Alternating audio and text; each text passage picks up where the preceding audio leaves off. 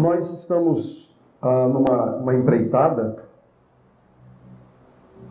e nessa empreitada que estamos, eu digo estamos, apesar de estar assumindo agora as pregações, porque é um trabalho que começou com o Tiago na última sexta-feira, levou essa tarefa até hoje, até amanhã, e eu tenho, de certo modo, a responsabilidade de dar continuidade e tratar de alguns temas que possam ser úteis para o desenvolvimento dos irmãos naquilo que é a proposta deste retiro.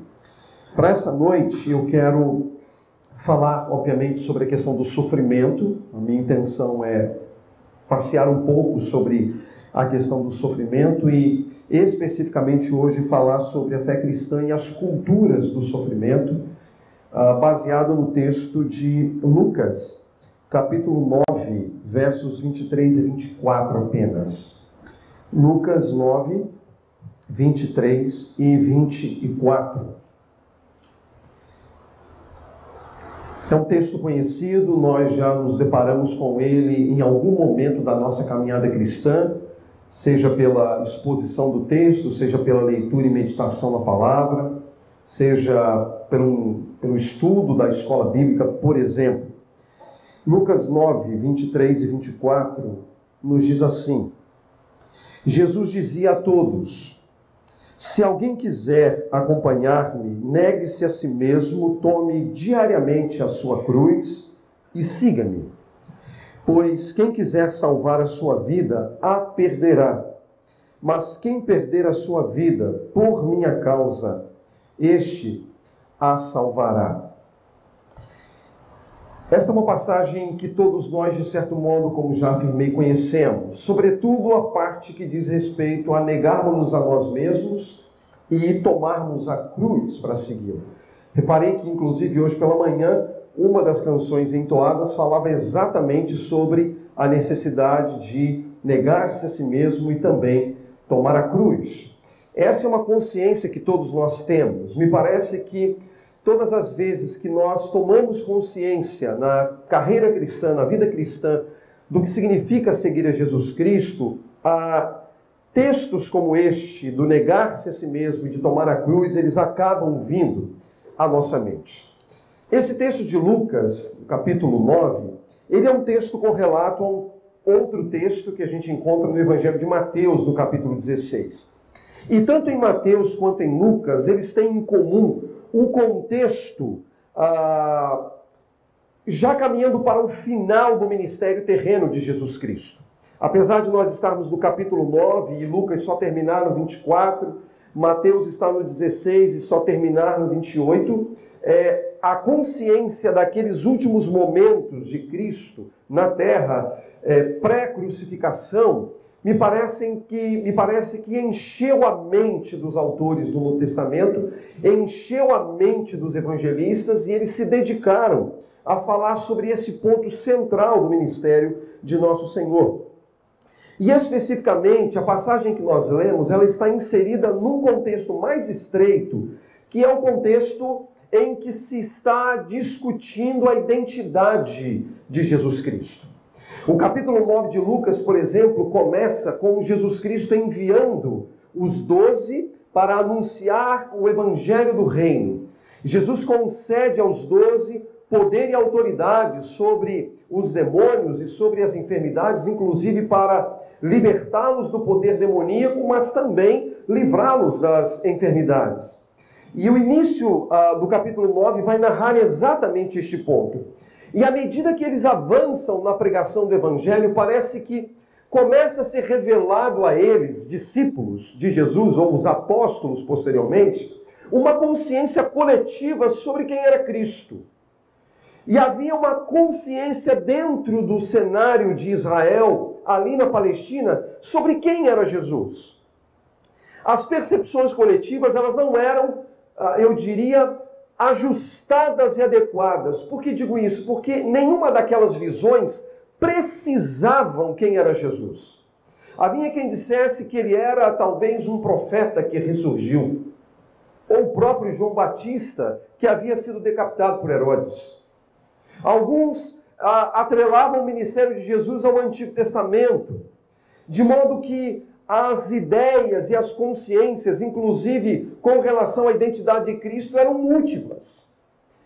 E eles anunciam o Evangelho neste contexto, dentro desse cenário que diz respeito, inclusive, à identidade de Jesus, que Jesus menciona estas palavras.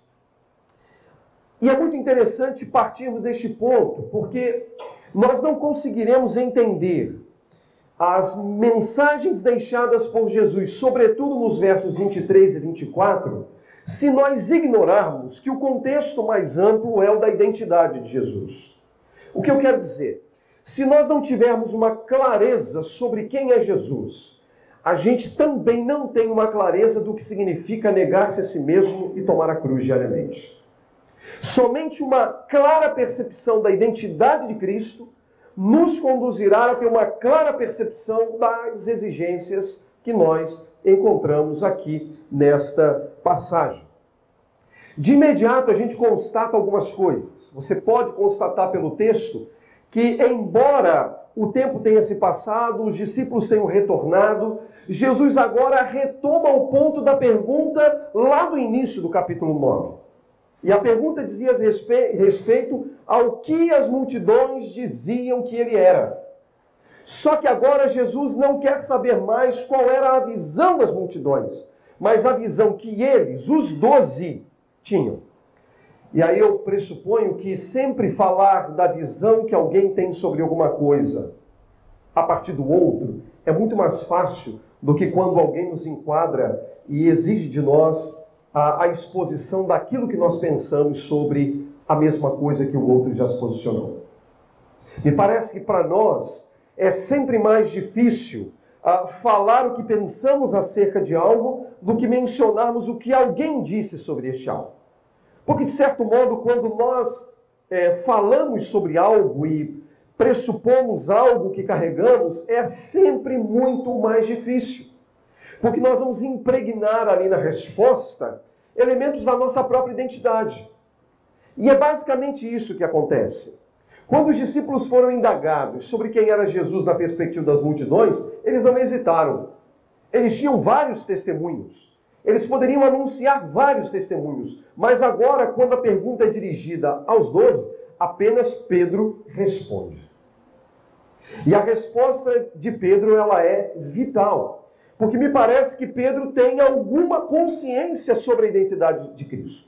Ele chega a mencionar exatamente Cristo de Deus. Messias de Deus. Ele é o Cristo.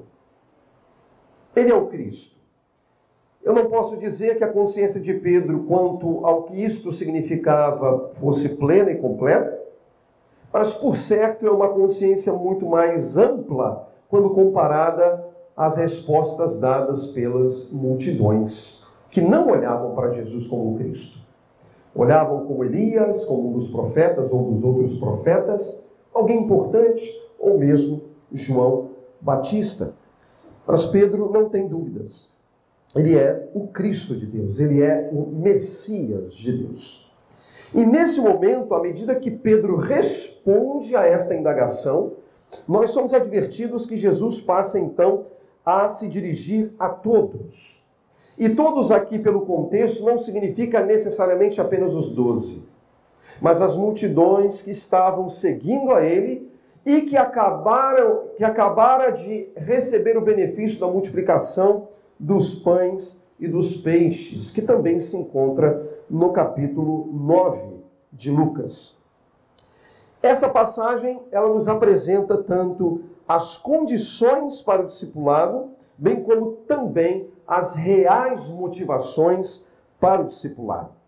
Quando a gente pensa em condições para o discipulado, é necessário considerarmos aquelas condições que são indispensáveis a quem deseja de fato se tornar um discípulo de Jesus.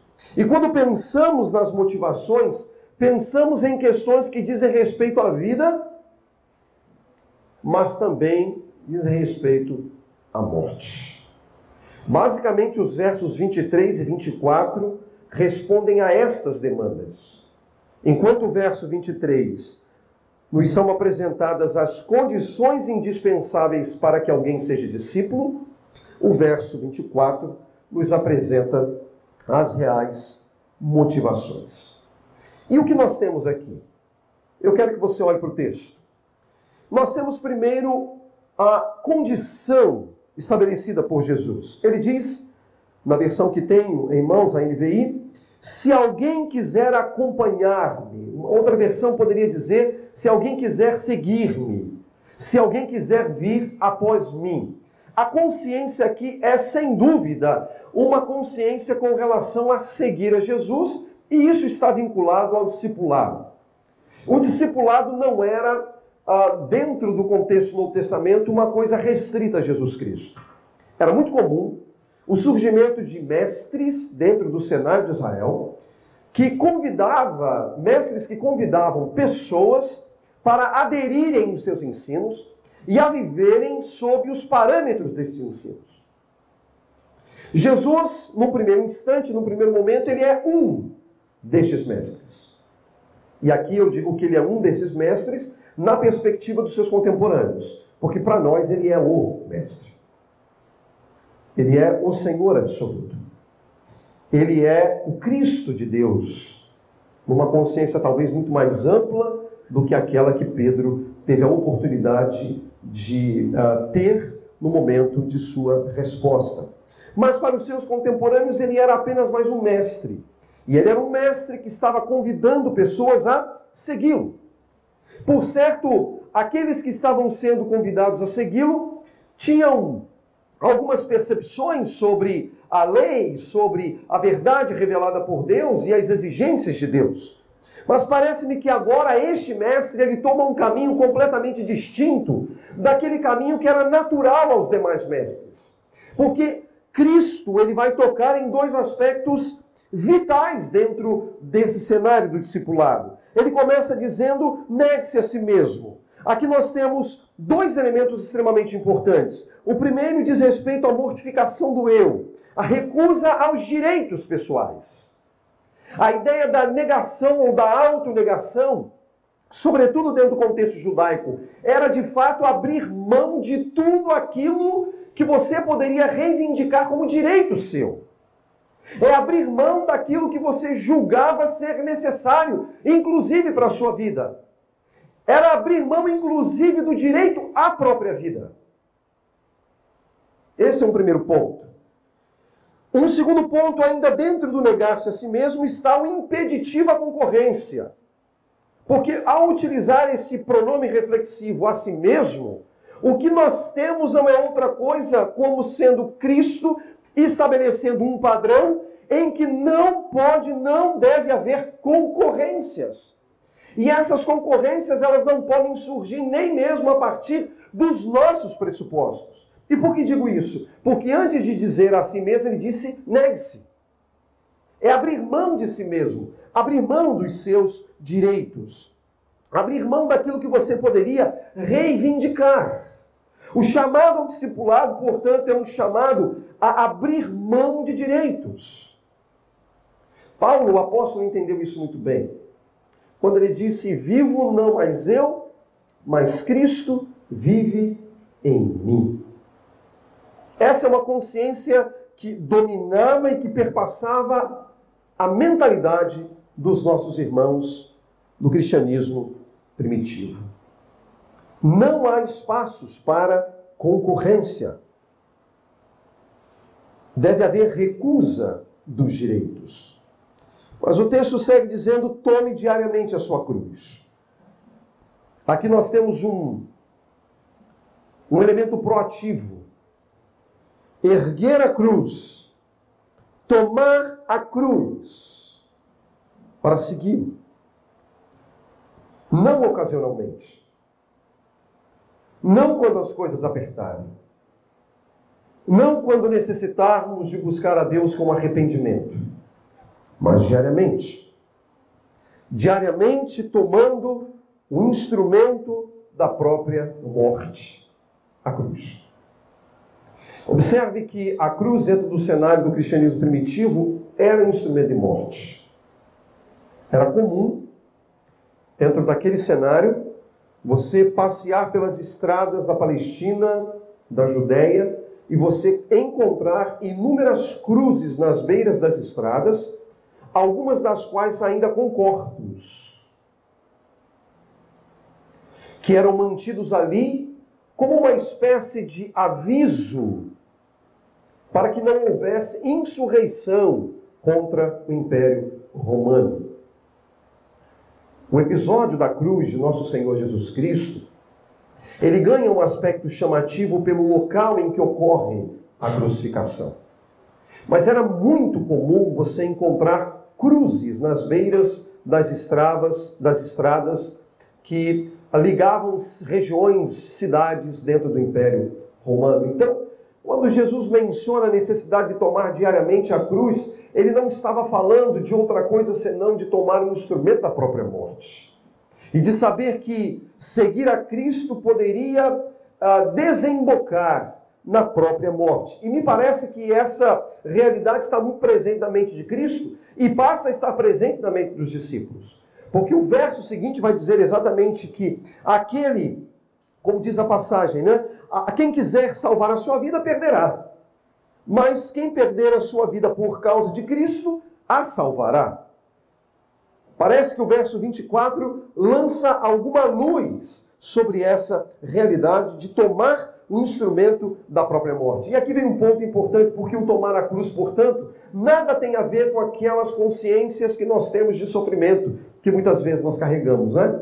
Onde atribuímos a alguém ou alguma circunstância a nossa cruz. Quem aqui nunca ouviu alguém, de repente, casado, dizer que seu cônjuge é a sua cruz?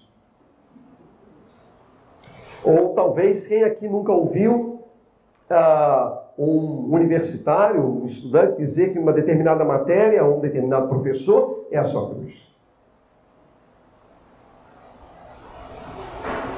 Nós fazemos essas relações, mas não é isso que o texto diz. Não é isso que o texto trata. O tomar a cruz vai muito, muito além das circunstâncias comuns da própria vida. Tem a ver com o discipulado, tem a ver com Cristo, tem a ver com o chamado à morte. E essa realidade a gente tem também dentro do Novo Testamento, porque a Bíblia diz que nós somos como ovelhas diariamente entregues ao matadouro. Ou seja, não é algo estranho à fé cristã esta convocação, este chamado.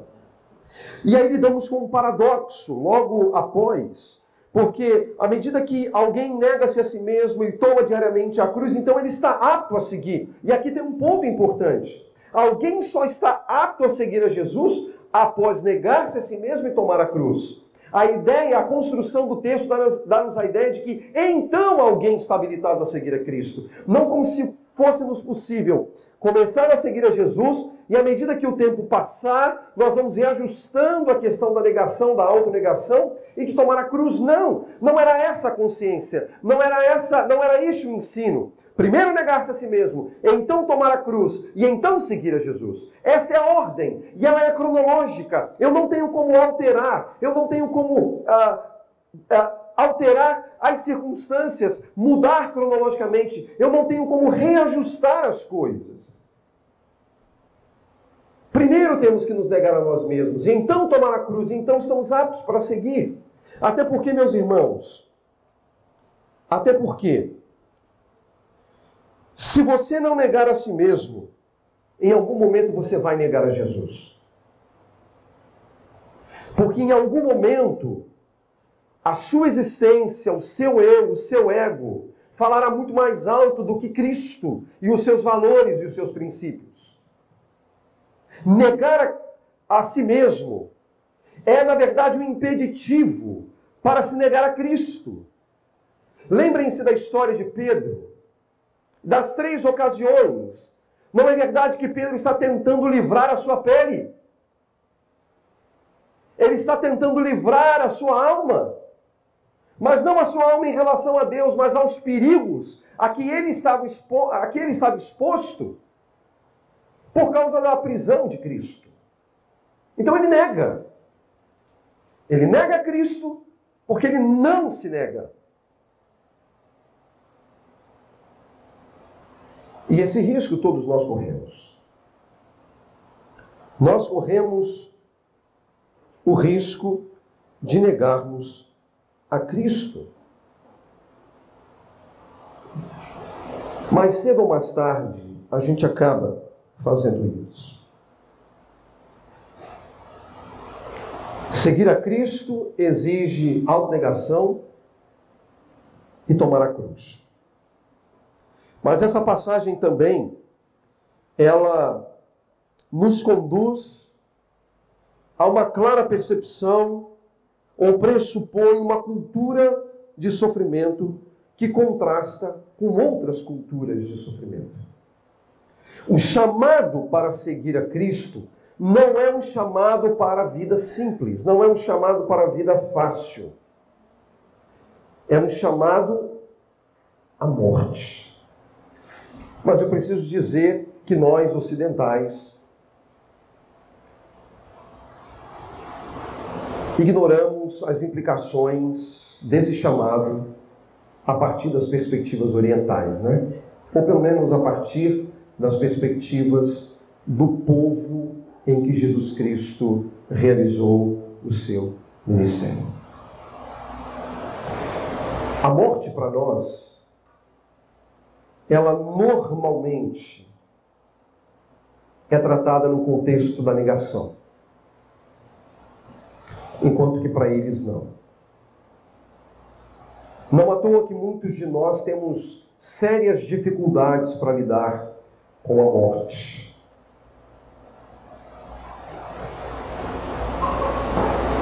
Ignoramos a morte. A morte não faz parte do nosso vocabulário do cotidiano.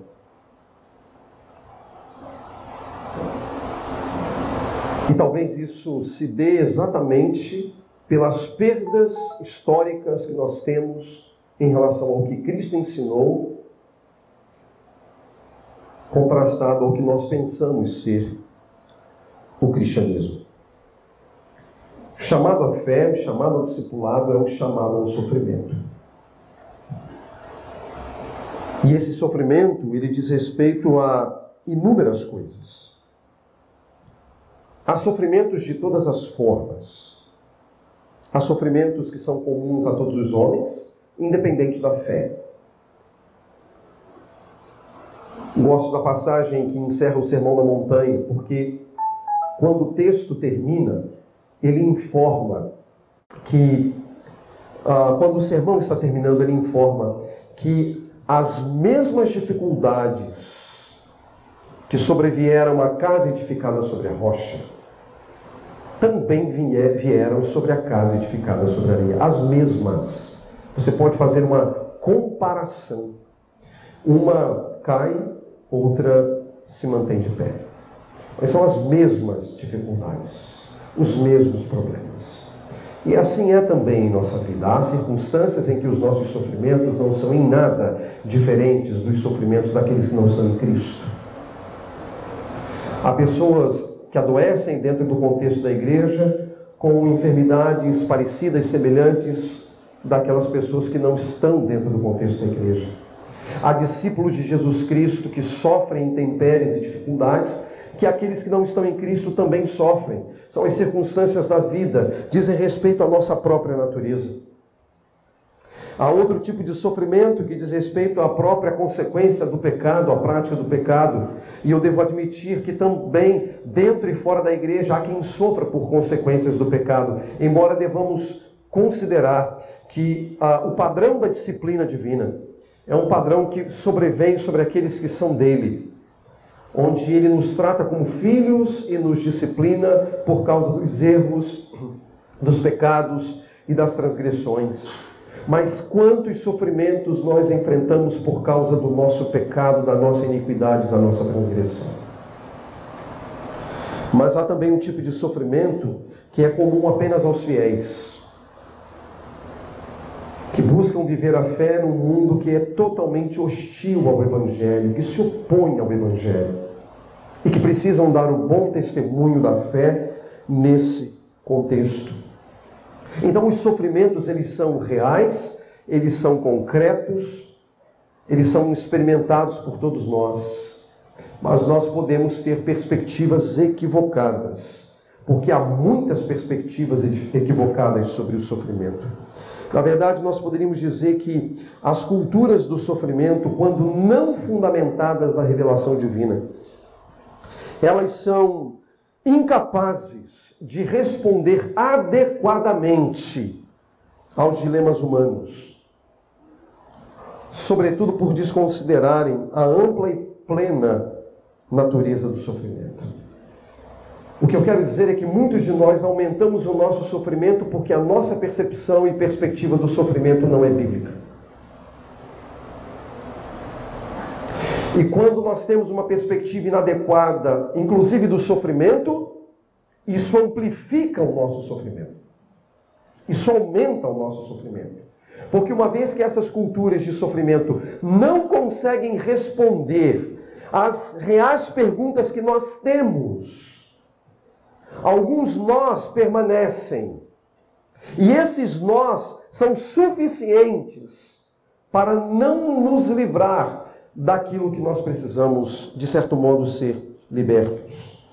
Há culturas do sofrimento que se opõem à fé cristã, que estão na contramão da fé cristã. Por exemplo, e à medida que eu for apresentando algumas dessas culturas, eu gostaria de que você fizesse o exercício de verificar até que ponto essa cultura está, de certo modo, na sua vida. Porque talvez a gente se surpreenda que esta noite com o fato de que talvez a perspectiva que nós temos do sofrimento, ela nada tem a ver com o Evangelho. Essa é uma possibilidade que eu gostaria que você não descartasse.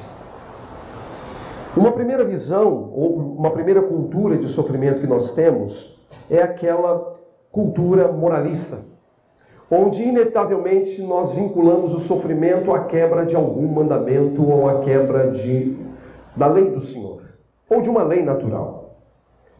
É aquela tendência que nós temos de buscar na desobediência ao mandamento a causa do pecado. Mas isso chegando às raias, por exemplo, do episódio em que os discípulos perguntam a Jesus Cristo sobre o tal cego de nascença.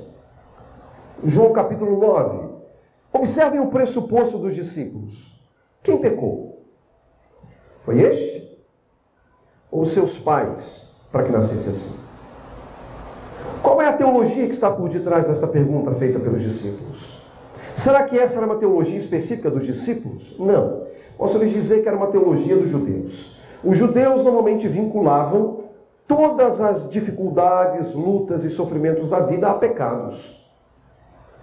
Essa era uma das razões porque um certo grupo de fariseus costumava bater no peito por não estarem associados com os párias da sociedade, com os pecadores, como eles diziam.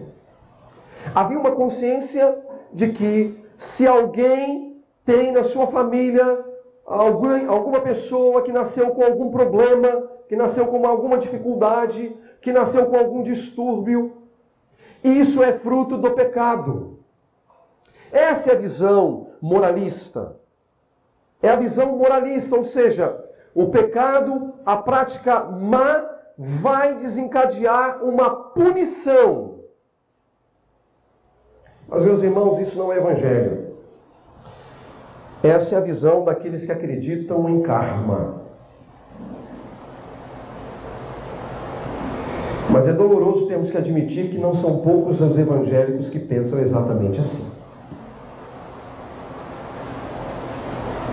Eles estão muito mais ligados a certas religiões orientais no que diz respeito ao sofrimento do que necessariamente à fé.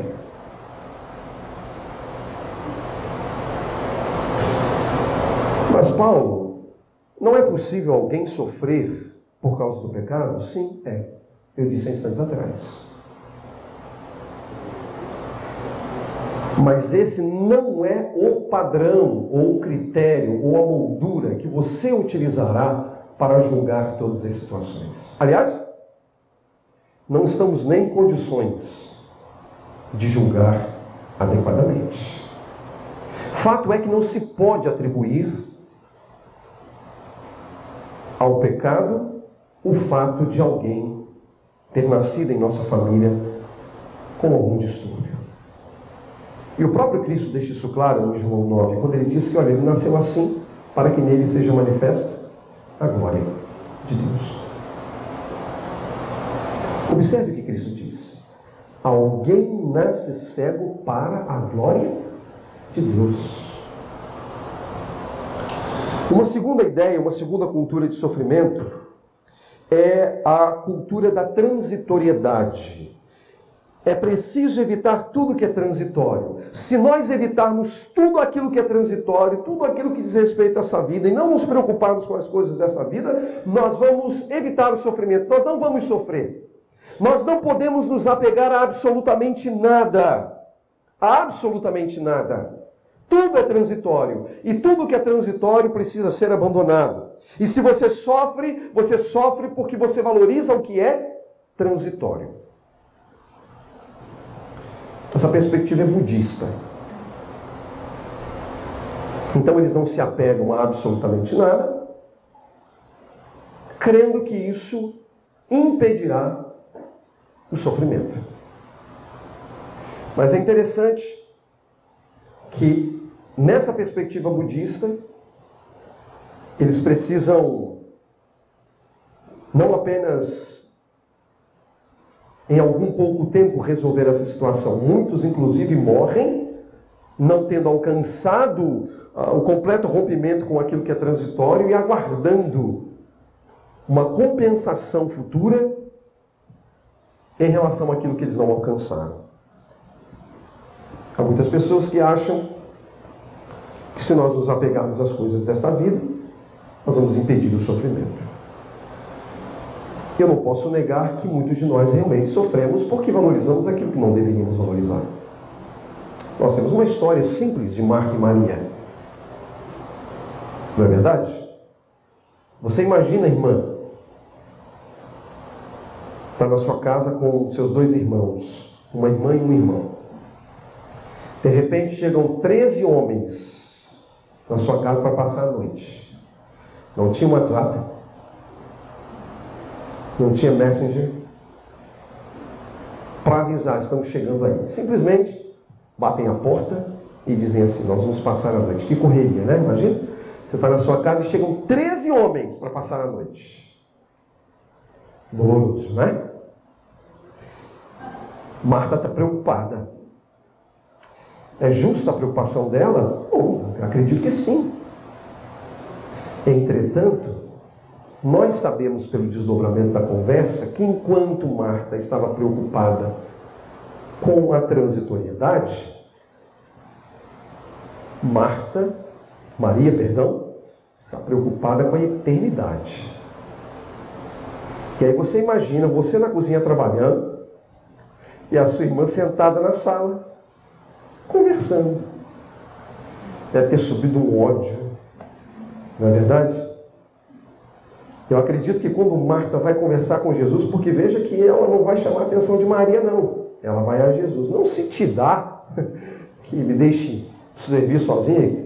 Quer dizer, ela fala para Jesus. Como se dissesse assim, Jesus, por que o senhor não manda ela para a cozinha?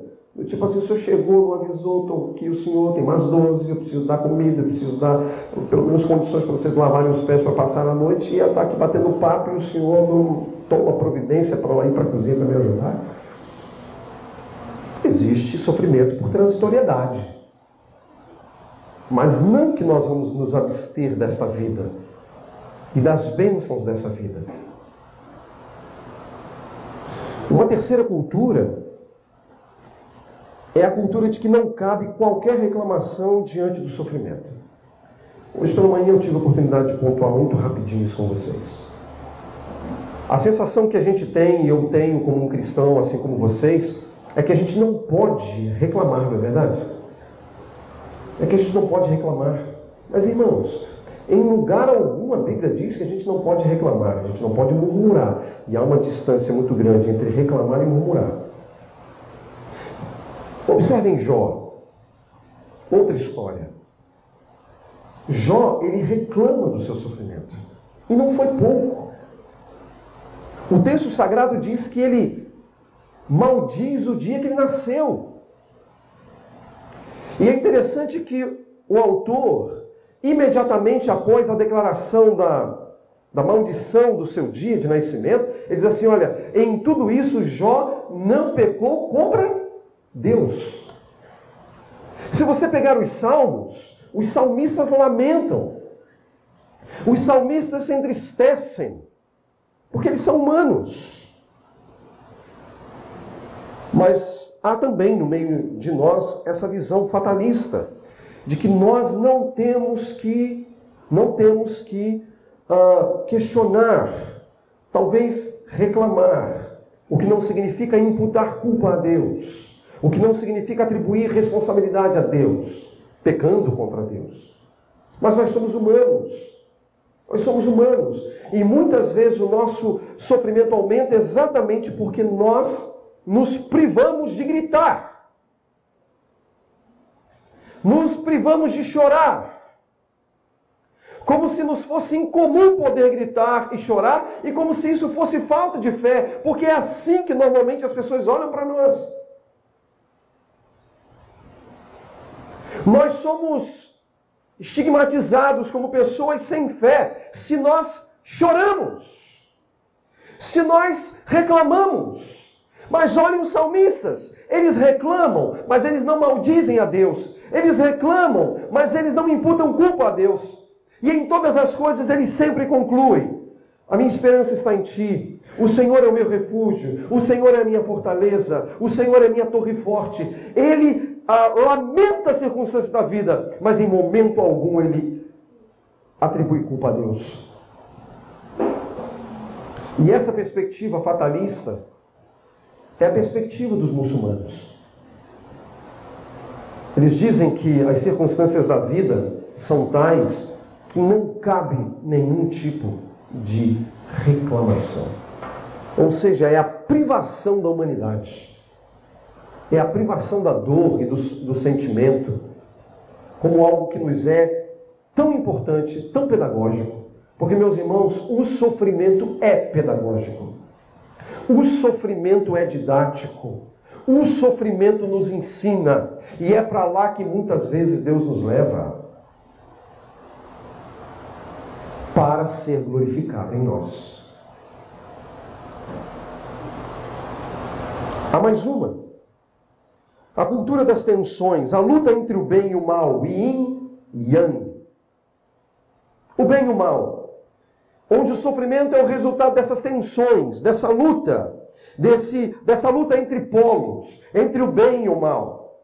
Hoje talvez menos, mas aqueles que estão na fé cristã talvez há um pouco mais de tempo vão lembrar que talvez há 15, 20 anos atrás era essa teologia que predominava na mentalidade evangélica brasileira. Havia tensão entre o bem e o mal. A batalha espiritual. O mundo de batalhas espirituais. Nós não negamos as batalhas, obviamente. Mas não como aquelas pessoas ensinavam. Cultura das tensões.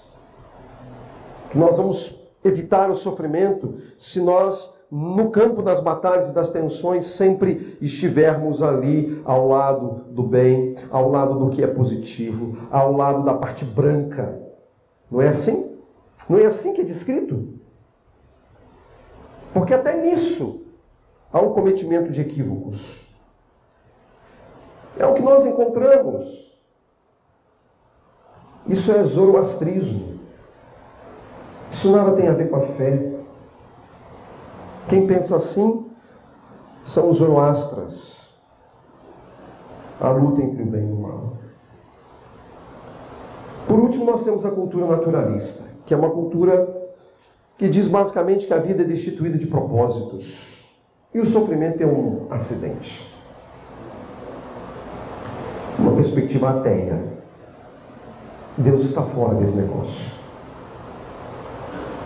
Deus não faz parte deste negócio.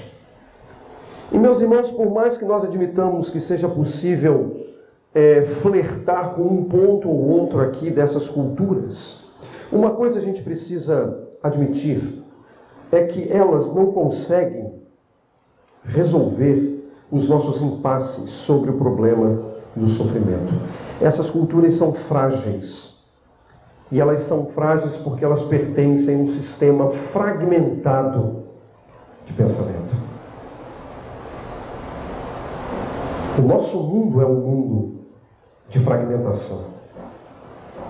E eu temo que, quanto às culturas do sofrimento, nós temos perspectivas fragmentadas, não bíblicas, e que, portanto, não honram a Deus. A perspectiva bíblica, meus irmãos, é aquela que nos assegura que o sofrimento está contido no bem de Deus e que não é algo paralelo ao bem de Deus. São dois elementos que nós temos que visualizar aqui. Nós podemos olhar o sofrimento como algo que pertence ao bem do Senhor, ao bem de Deus, ou olharmos o sofrimento como uma coisa que corre paralelamente ao bem do Senhor. A visão escriturística é que o sofrimento pertence àquele sumo bem do Senhor para o seu povo.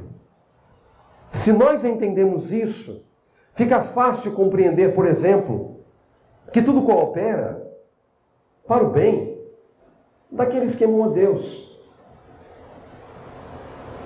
Se nós entendemos isso, nós vamos entender por que Paulo vai caçoar da morte. Quando em Romanos ele diz: que diremos, pois, a estas coisas? Se Deus é por nós, quem será contra nós? Aquele que nem mesmo seu próprio filho poupou, antes o entregou por todos nós, como não nos dará também com ele todas as coisas? É Deus quem o justifica, quem os condenará? Um pouco mais à frente ele vai dizer que nem a vida, nem a morte, nem anjos, nem principados, nem o presente, nem o porvir, nem a nudez, nem o perigo, nem a espada, nem qualquer outra criatura poderá nos separar do amor de Deus que está em Cristo Jesus nosso Senhor. E isso inclui o sofrimento, isso inclui a dor, isso inclui o luto, isso inclui todas as demandas da nossa vida. Nada pode nos separar do amor de Deus que está em Cristo Jesus nosso Senhor. Onde a morte é a manifestação plena dessas forças. E ele diz assim: onde está a morte, a tua vitória? Onde está a morte, o teu aguilhão? Tragada foi a morte na vitória. Como disse John Owen, puritano, do século XVII, a morte morreu quando Cristo morreu. A morte da morte na morte de Cristo.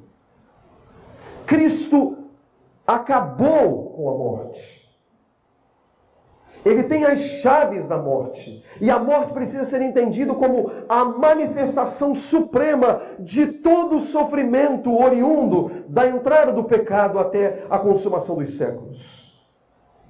Mas Cristo tem as chaves da morte. Então ele tem as chaves da dor, do sofrimento, porque ele levou sobre si as nossas dores.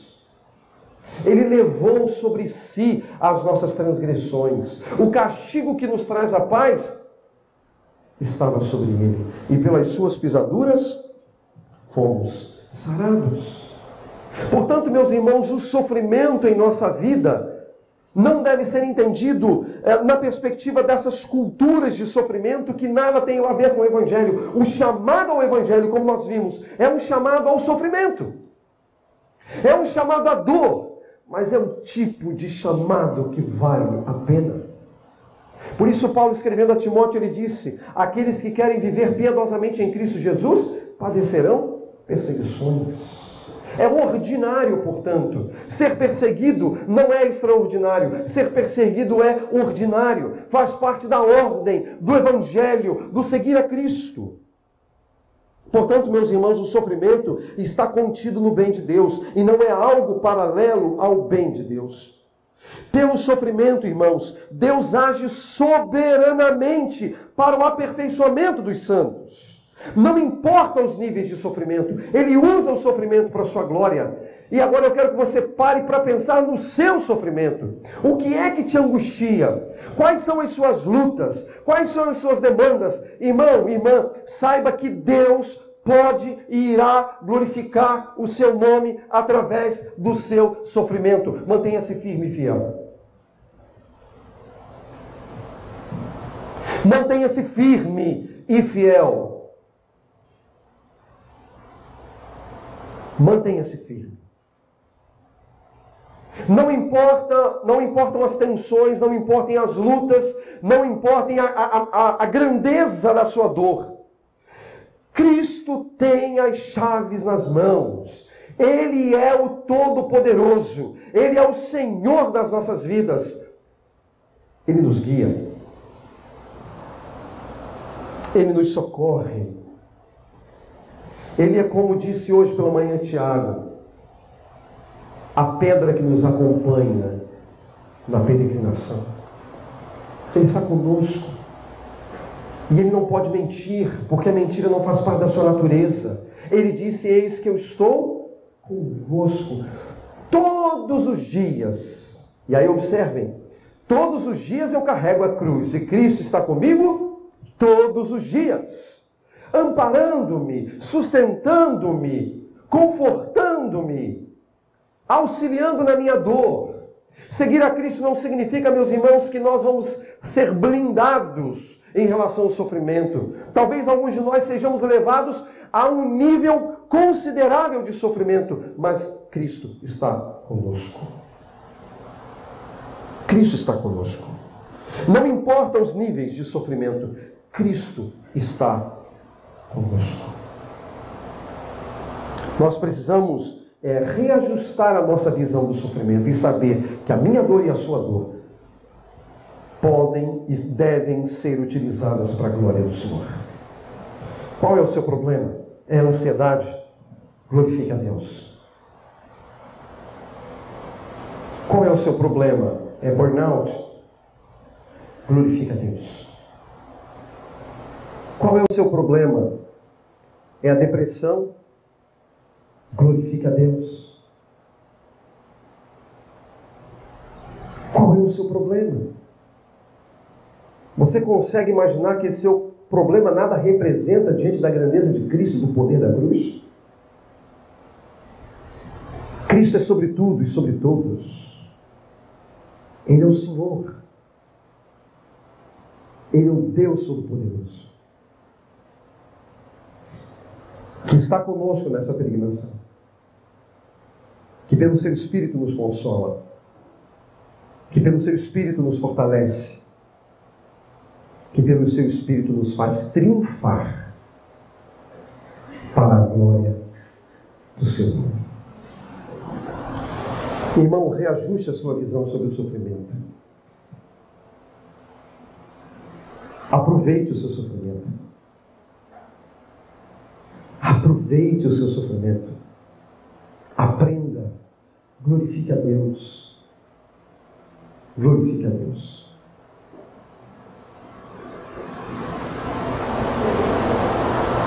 Eu tinha mais ou menos 10 anos de idade. E para eu voltar da escola para casa, eu precisava subir um morro íngreme. Muito íngreme. E você imagina nesse meu porte atlético para pior. Eu precisava subir com a mochila pesada aquele morro íngreme. E era desanimador quando eu chegava no pé do morro e eu olhava para cima e dizia: caramba, eu preciso subir esse morro. E sabe o que eu fazia? Eu, como um retardado, saía correndo. 15 passos ou 15 passadas à frente, eu já estava colocando os bolsos para fora, porque eu não estava aguentando. Primeiro, porque não tinha nem peso para carregar a mochila. E segundo, porque eu estava lutando contra aquele morro íngreme. E eu fiz isso durante muito tempo. Eu tinha raiva daquele morro. Eu odiava aquele morro. Mas eu não tinha alternativa. Eu tinha que passar por ele para voltar para casa. Talvez se fosse para ir para a escola, talvez eu criasse ali um caminho de um álibi para não ir para a escola. Mas como eu precisava voltar para casa, eu não tinha alternativa. Eu odiava aquele morro. Me lembro que um dia meu pai estava assentado na calçada, numa época que ainda no Rio de Janeiro a gente podia fazer isso. Tarde da noite, conversando com os vizinhos, e havia um senhor. Ele eles estavam conversando lá e a gente estava brincando próximo, mas a gente acabava ouvindo uma coisa ou outra. Eu lembro que esse senhor disse alguma coisa para o meu pai, eu não sei exatamente o porquê ele disse aquilo para o meu pai, mas que situações da vida era como subir um morro íngreme, onde a gente podia ter duas posturas. Ou tentar, ou olhar para ele como um desafio a ser superado, mas com um coração cheio de amargura e ódio, que no meu caso era esse, ou encontrar no morro, naquela rua íngreme, uma espécie de parceiro para superar. E aí ele contou para o meu pai como ele fazia. Ele começava de um ponto, ele atravessava para outro, e ele ia fazendo zigue-zague. Demorava um pouco mais, mas ele era um senhor de idade, e quando ele chegava lá em cima, então ele chegava bem. Eu disse, caramba, é isso que eu vou fazer amanhã. No dia seguinte, me lembro como se fosse agora, parei do pé do morro, olhei para ele e disse assim, a partir de hoje, eu vou te vencer. E eu subi dialogando com o morro. Você imagina o nível de retardamento mental de alguém subir conversando com o morro? E eu subindo, e aquele cansaço que normalmente eu senti, eu já não estou sentindo. E eu disse, tá com raiva de mim, né? E eu fui subindo. E quando eu cheguei lá em cima, eu olhei para o morro e fiz assim, já era, agora você não pode mais comigo. E eu passei a ter esse hábito. Hoje, muito mais, quando preciso subir um morro, utilizo esse hábito. Mas isso me ensinou algo importante. Enquanto o meu desafio foi enfrentado com aquele espírito inicial, eu sofria mais ainda. Mas quando o meu desafio passou a ser encarado de uma outra maneira, como algo que tinha que ser superado sim, mas não com aquele espírito, as coisas mudaram. Irmão, irmã, talvez seja isso. Talvez você sofra de algum problema, você enfrente alguma circunstância onde você tem que aproveitar o morro, sabe? Aproveite o seu morro. Aproveite o seu sofrimento. E glorifique a Deus. Glorifique a Deus no seu sofrimento. E por fim, faça o exercício de certificar-se das causas. Porque às vezes, quando a gente consegue voltar ao início, a gente consegue ajustar. Você já fez isso? Você perdeu alguma coisa.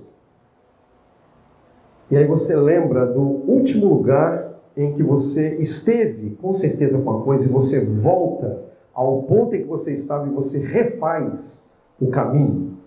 Você já fez isso? Já fiz muito. Acredito que você também. É o que a gente às vezes precisa fazer.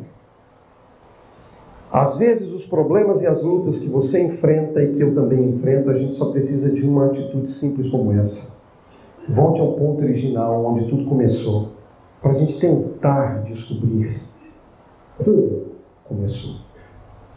Eu não digo que com isso nós vamos solucionar o problema, mas eu digo que com isso algumas coisas virão à nossa mente e essas coisas poderão ser úteis para nós vencermos aquilo que nós precisamos vencer. Certifique-se das causas do seu sofrimento. Você sofre por causa da fé, você sofre por causa dos seus pecados, você sofre por causa da sua saúde, da sua natureza. Por que você sofre? Qual a causa do seu sofrimento? Pegue isso. Curve-se diante de Deus e diga, está aqui, Senhor. Cuida de mim. Dá-me a tua mão. Seja misericordioso. Renova meu ânimo. Renova minha fé. Renova minha vida. Não me deixe pecar contra ti. Glorifique o teu nome em todas as coisas. É o que nós precisamos. Reajuste a sua maneira de ver o sofrimento. Deus seja glorificado, Deus seja louvado em nossas vidas, e que o bom Espírito do Senhor tome a sua palavra, aplique a nossa mente, nosso coração, e promova aquelas mudanças que são ansiadas por nós, desejadas por nós, para que Cristo seja formado em nós, e a glória seja do Pai, do Filho e do Espírito. O Deus Trino, nosso Senhor, Criador, Redentor e segurança eterna. Amém. Vamos orar.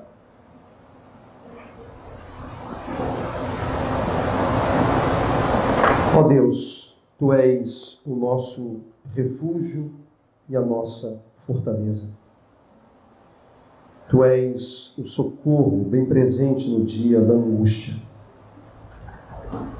Pelo que nós não temeremos, ainda que a terra trema, ainda que os montes afundem no coração do mar, ainda que estrondem as suas águas turbulentas e os montes sejam sacudidos pela sua fúria. Deus vem em nosso auxílio. Tu és o nosso auxílio desde amanhã. Apesar das nações se agitarem, os reinos se abalarem, Tu ergues a Tua voz e a terra se derrete diante de Ti.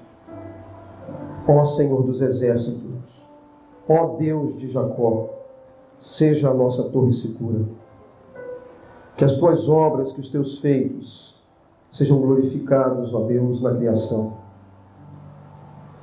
Aquieta o nosso coração. Faz-nos olhar para Ti com temor e tremor. E glorifica, Senhor, o Teu nome através das nossas vidas. Tu conheces, ó Deus, as lutas e as dificuldades dos Teus filhos. Tu conheces, ó Deus, as demandas que cada um aqui enfrenta. Dê a devida porção a cada um, Senhor. Limpa suas mentes e seus corações. Santifica as suas vidas. Ajude-os para a Tua glória, para o Teu louvor. Bendito seja, Senhor, o Teu nome. Nós Te exaltamos em Cristo Jesus, nosso Senhor. Amém.